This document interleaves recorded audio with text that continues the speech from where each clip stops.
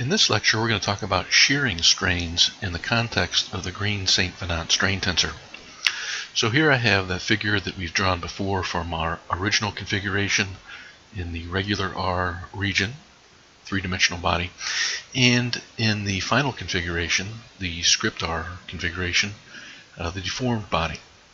And in those regions, I have identified unit vectors that go from points P to A in their new orientation when they get mapped into script P and script A. So we have two vectors. We have regular N with components N1, N2, and N3 as a unit vector, and script N whose components are script N1, 2, and 3, a unit vector in the deformed configuration. And we can see that those angles have changed a little bit, and we're going to talk about these unit vectors and interpret them not only as just unit vectors, but as direction cosines when it's convenient. So if we look at the regular N, its components are the dxi vector components divided by its magnitude, and its magnitude we identified was this distance ds. Over in the deformed configuration, the script N sub I component would be the dxi I by the script s. And so just we'll make a little note here that these are unit vectors. Their magnitudes are 1.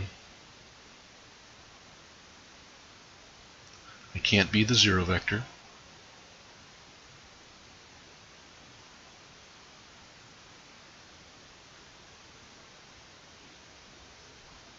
And that we can interpret these as direction cosines.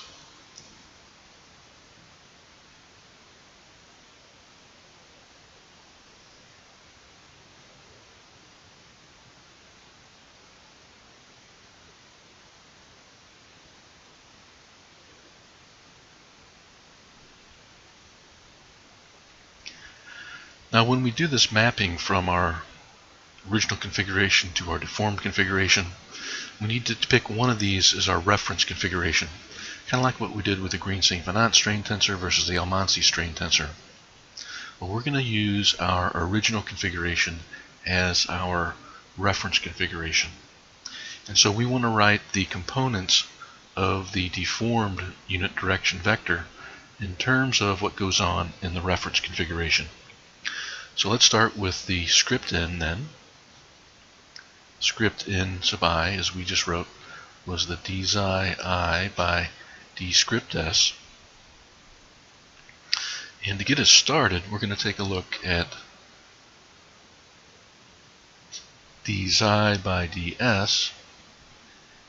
And since these are first order infinitesimals, we can kind of rearrange this and have the same thing.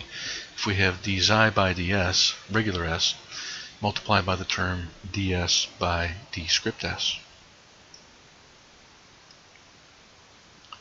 Let me make a little bit of room. We're going to do a little bit of math and work with these terms. I think we're done with these figures for the moment. Now the first term in this expression, we're going to work with just a little bit.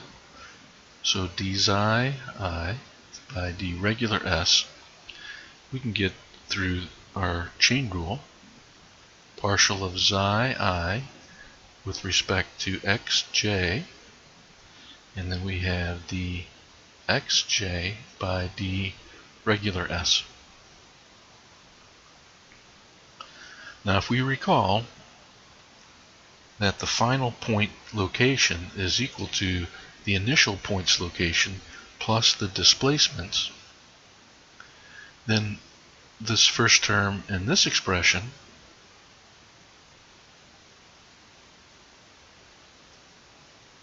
dxi I by dxj is equal to partial derivative of xi with respect to xj plus the partial derivative of ui with respect to xj, which we can interpret then as Kronecker delta ij plus u I comma j.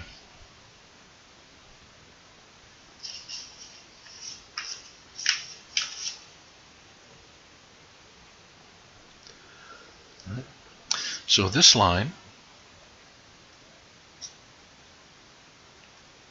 is equal to Kronecker delta ij plus ui comma j. Again, the comma is denoting partial differentiation. dxj by ds. Well, dxj by ds, those are the components of the unit normal vector in the original configuration.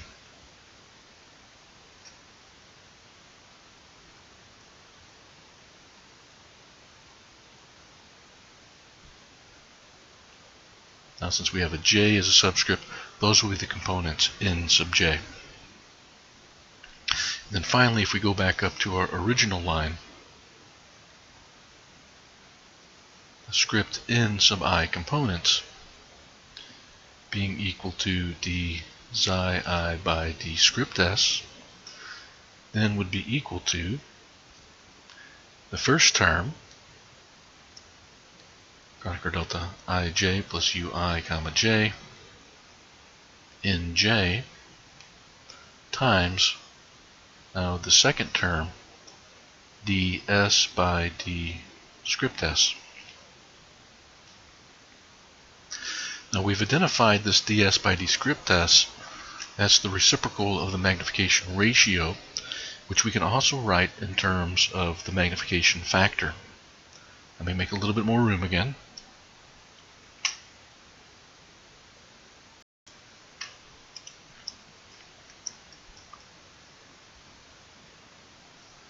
And we'll just write this down from what we had before.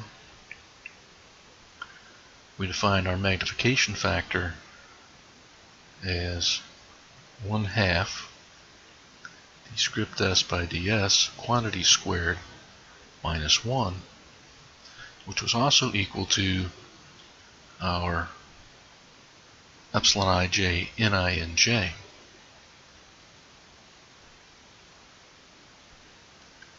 So if we look at this left-hand side, first multiply both sides by 2,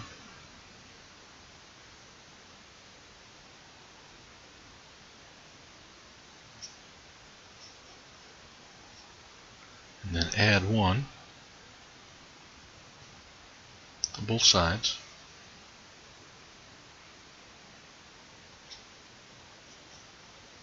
Then we can finally get to the regular s by d script s is equal to 1 over the square root of 1 plus 2 times the magnification factor. Again, where the magnification factor is determined by evaluating the expression here.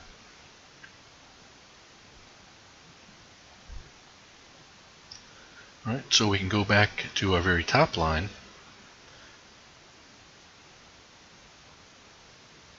and we can write Kronecker delta ij plus ui comma j, regular in j, and then we have 1 over square root of 1 plus 2 mf. Or our book likes to write it the other way, putting all the terms on the, putting this term here on the left-hand side.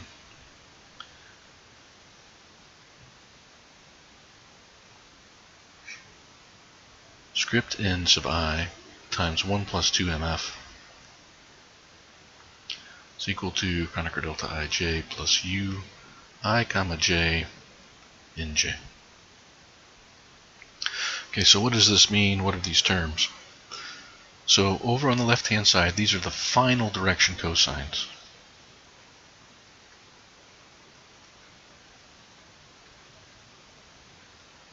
Where that unit vector is pointing in the deformed configuration. And over here on the left-hand side, on the right-hand side, this is the original direction cosines.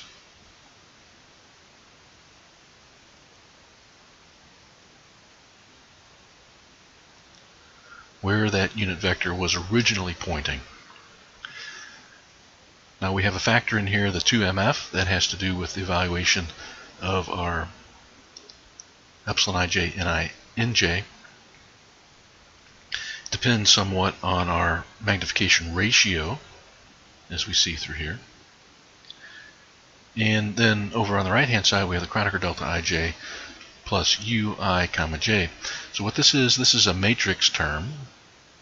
Okay, it's a 3x3 tensor, but it has a 1 plus a deformation or a displacement gradient term along the diagonal, and then it has 0 plus the off-diagonal displacement gradient terms.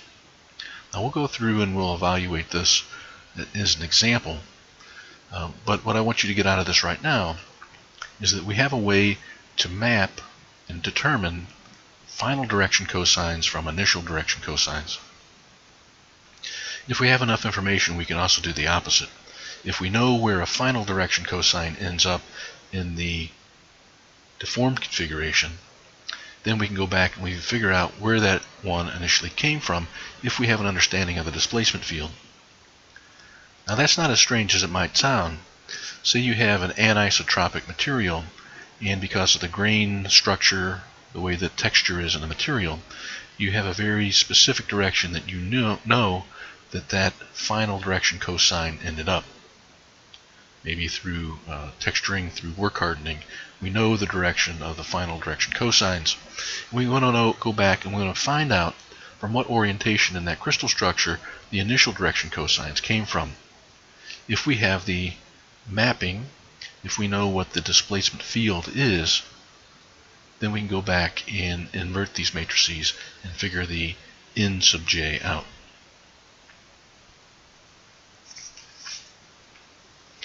Alright, now we're going to go and take a look at not just one line segment, we're going to take a look at two different non-parallel line segments and the angle in between. And that's how we're going to get to our shearing strains. We needed to have this little bit of background first.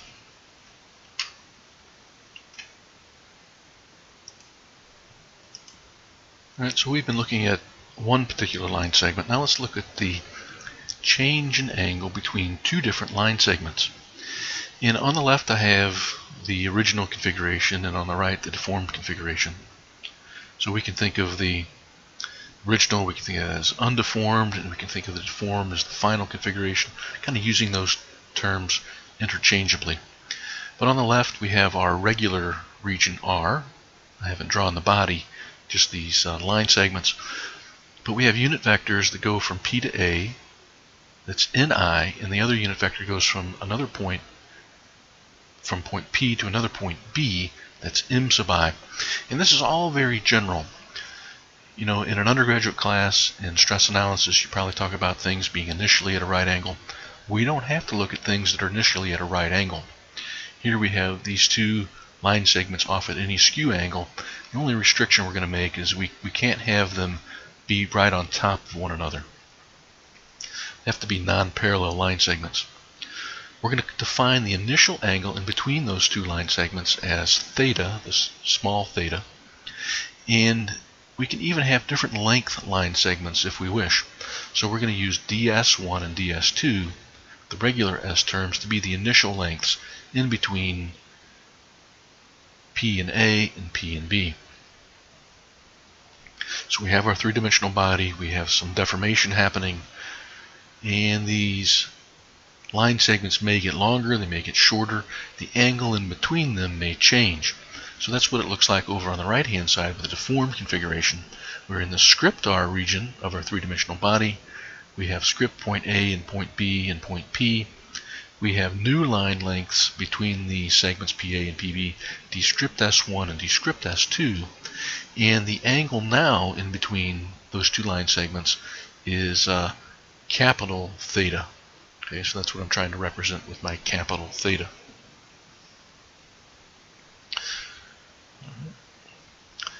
So, just to make everything clear, let's see, maybe we'll write it out here. Ni is the original vector, and it's defined along a path from regular P to regular A. Script Ni is along script P to script A, and likewise regular Mi is along P to B in script Mi.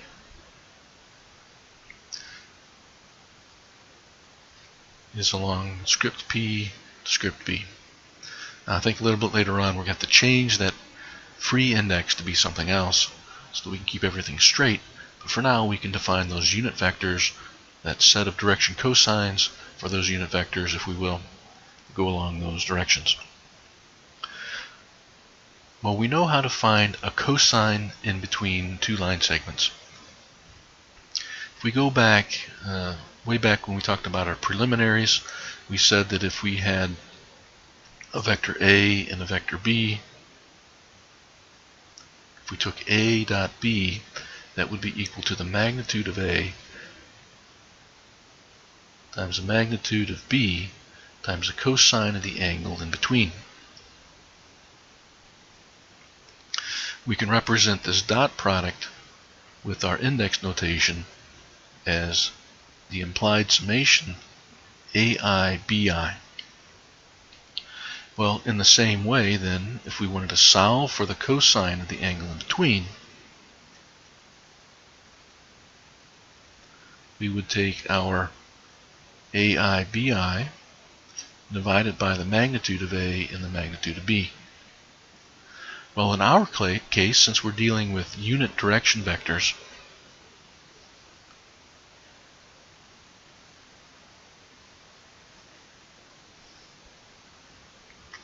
the cosine of the angle theta in my original configuration in between the unit vectors regular N and regular M would be Ni Mi divided by the magnitude of N and the magnitude of M, which are defined to be 1. In this case, it's just going to be Ni Mi. Now, it's going to be important when we think about this later on just to remember that this is a consequence of them being unit direction vectors. In general, we have to normalize them by the magnitudes in order to find a cosine of the angle in between.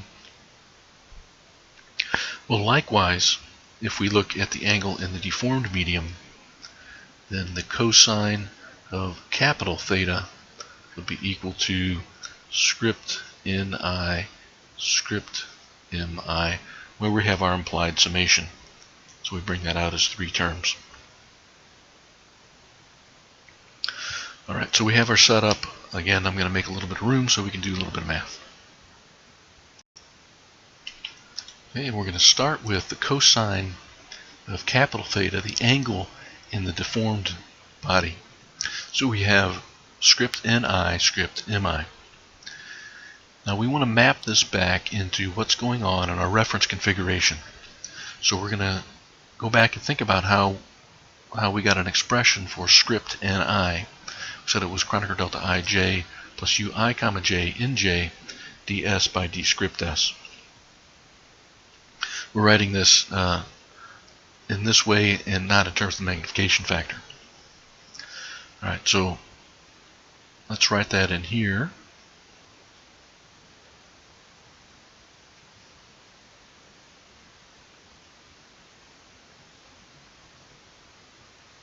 For our first term. And since we're looking at our first line segment, I want to be a little bit more careful. I want to put this as ds1 and d script s1 for that term. Now the m maps in a very similar way. I guess you could say the same way. We have to be careful though. We've used j as a dummy index here for our implied summation. So when we write down our m term, it's going to be an m sub I, but we're going to have to use a different dummy index. So I'm just going to choose k. So I'm going to have Kronecker delta I k. Remember, see, the I is the free index here, but j is the dummy. So I have Kronecker delta I k plus the partial derivative of the u sub I components with respect to x sub k, m sub k, and then I have the term ds2 by d script s2. So now we're just going to do a little bit of algebra on this. Again, illustrating the power of this index notation, we can treat this set of matrices, if you will, tensors, algebraically when we use this notation and are careful with it. So I'm going to take these magnification ratio terms, the reciprocal. I'm going to take these terms and I'm going to bring them out front.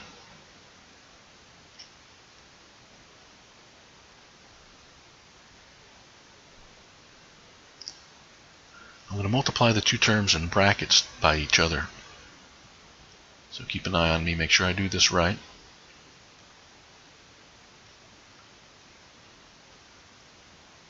I have a ui comma k, and then for this next one I'm going to say delta ik ui comma j, and then we have these two terms multiplied together, ui comma j ui comma k, and then at the end we need to have our nj and our mk.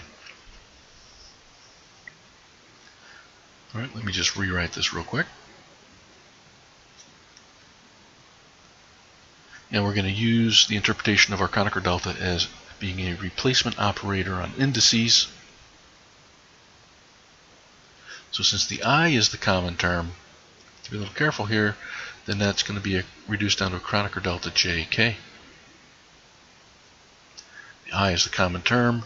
It's going to reduce down to a, get rid of the Kronecker delta. It's going to reduce down to a u j comma k plus a u k comma j plus ui comma j ui comma k. We have nj and mk.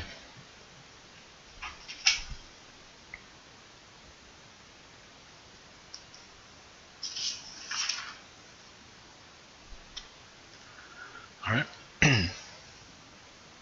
that's all equal to cosine of the angle in the deformed medium.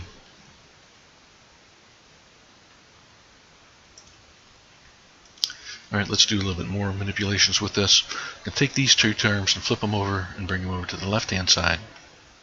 So d script s by ds1, d script s2 by ds2, cosine of that angle capital theta. And over on the right hand side, I'm going to distribute this first term and multiply by this term here. So I'm going to have a Kronecker delta jk nj mk, and then I'm going to leave the rest of this in the brackets. uj comma k plus uk comma j plus ui comma j ui comma k, which ought to look familiar to us. We have the nj mk term right here. So again, with our using the Kronecker delta as a replacement operator, this term becomes n k then mk. We have the term in the brackets, so I'll go ahead and write it down very quickly.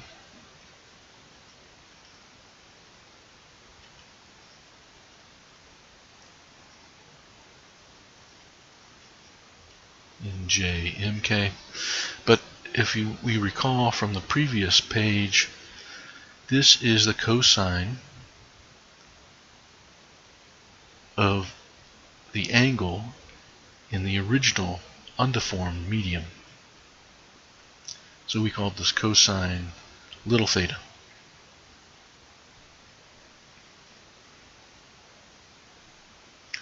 In this term in the brackets, that's related to the Green-St Venant strain tensor. That is 2 epsilon. In this case, I need to use jk as my subscripts, and then I have nj mk. So let me complete the left-hand side real quick.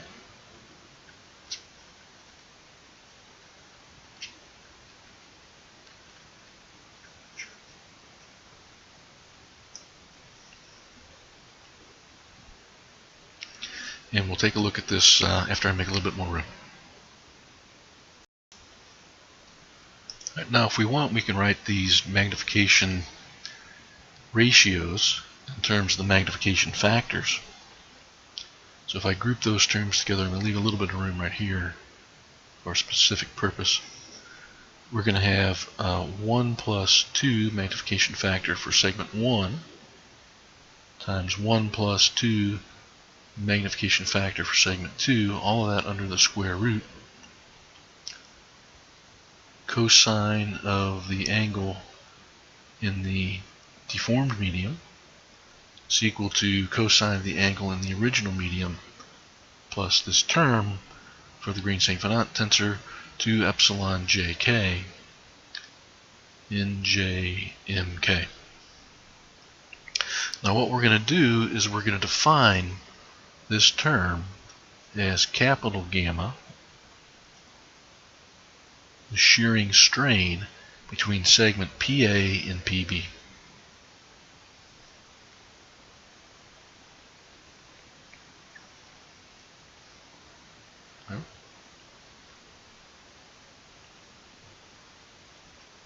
Oops. So let's write this down. This capital gamma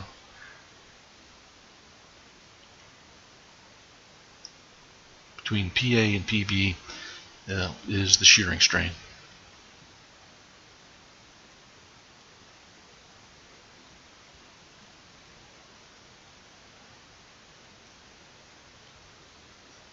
Between those two line segments. And so this is very general. We obviously haven't talked at all about what type of material we're dealing with. So it can be linear, nonlinear, whatever. The only restriction we've made is that these two line segments can't be parallel to one another.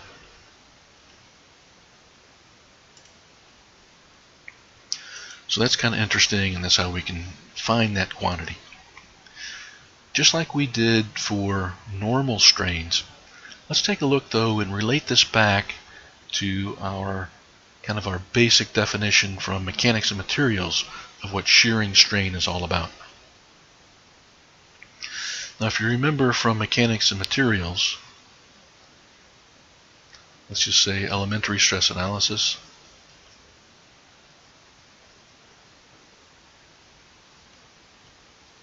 we would say that the shearing strain was equal to the change in angle from pi over 2 radians, where you started out with a right angle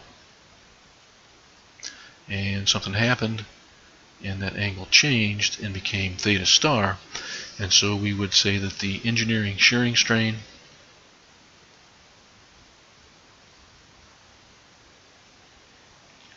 is pi over 2 minus theta star. Well, let's see how all this would work out. Obviously, if we have a very general definition of shearing strain, if we look at some specific circumstances with small deformations and so forth, then we ought to go back and be able to incorporate our elementary definition of our engineering shearing strain out of our more complicated, more general definition of shearing strain. Alright, so let's take a look then at a special case where our original configuration was at 90 degrees. We have a regular n vector over here that would be along the what we would usually think of the x-axis. Its unit vector components would be 1, 0, 0. We have another perpendicular unit vector along the y-axis, and its components would be 0, 1, 0. Okay, and this would be the case with theta is equal to 90 degrees.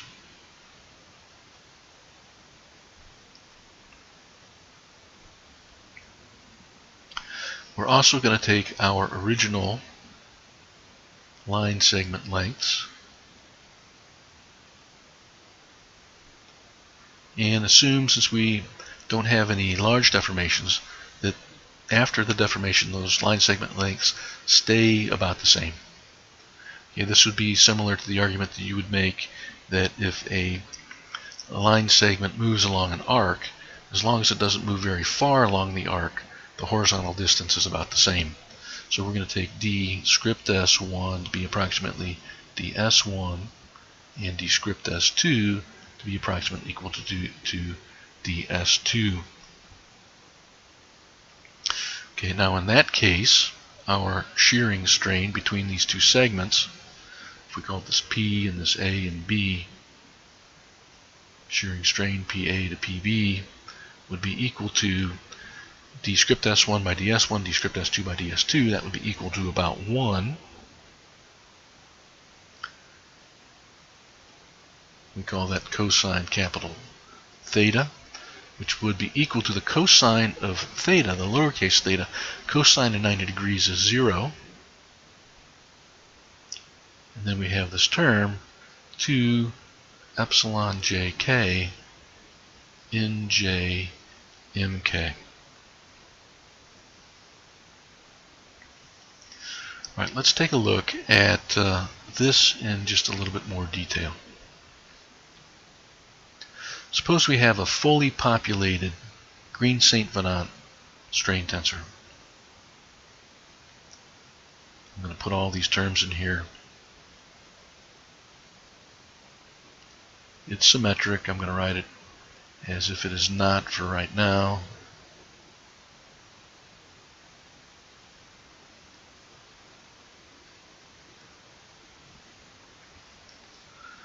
Okay. So this operation, we got the 2 out in front. This operation, we first start off with nj, which is, we said was 1, 0, 0. What results out of a matrix times a vector is a vector. In this operation with the index notation is analogous to taking the resulting vector from this operation, multiplying it by the other vector for m that we have right here. Okay, so let's say 2 epsilon jk in j mk for our specific n and m will be what we have here. Now if we do the first operation, we got the 2. Well, we take this column and multiply it by this row, we get the term epsilon 1, 1. And likewise, the only things that are left are these terms. And then we're going to dot it with 0, 1, 0. And so what we have then is only 2 epsilon 2, 1. Or since it is symmetric, we can also just write it this way as 2 epsilon 1, 2.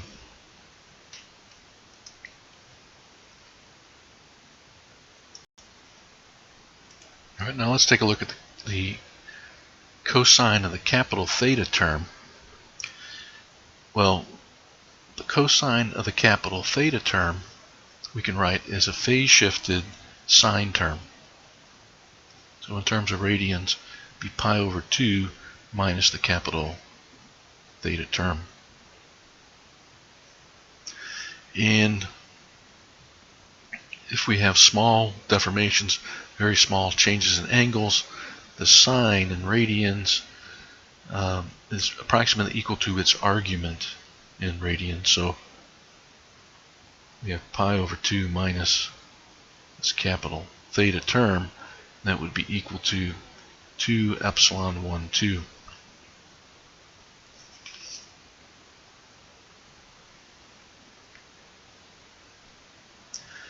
And so we have this term 2 epsilon 1, 2, which is equal to the change in radians from pi over 2 radians.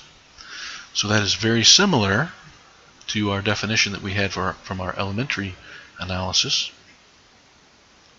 where we said that gamma was equal to pi over 2 minus theta star when we drew it using the slightly different notation.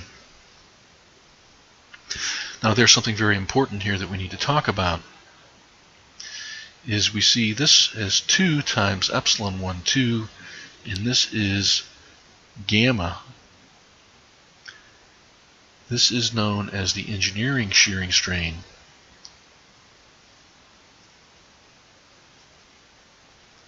And this term, epsilon 1, 2, is known as the tensorial shearing strain.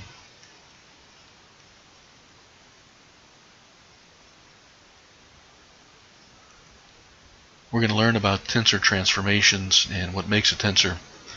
But in order for the tensor transformations to work, when we talk about those, we're going to have to express our components of the Green-St Venant tensor in terms of this quantity, epsilon 1, 2, which turns out to be half of the engineering shearing strain quantity that we're used to. Let's put a big note right here. These quantities like epsilon 1, 2, the tensor shearing strain quantity is equal to the engineering shearing strain quantity divided by 2. Likewise, if we did other line segments, okay, so that would be between the 1 and the 2 direction, we can define other tensor shearing strain quantities between the other directions in terms of their engineering shearing strain quantities, as I am writing down here.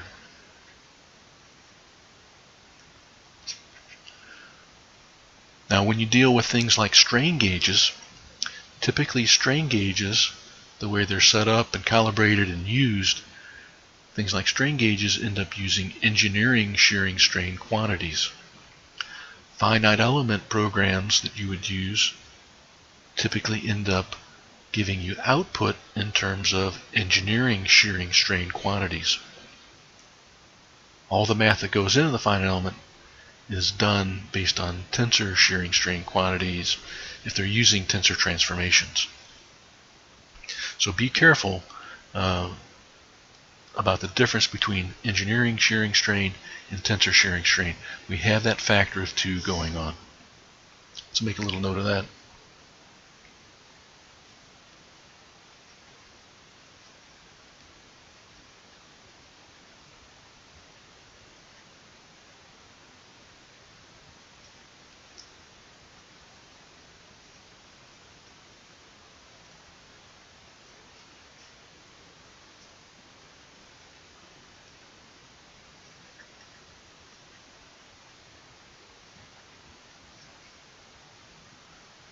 Just be careful about that.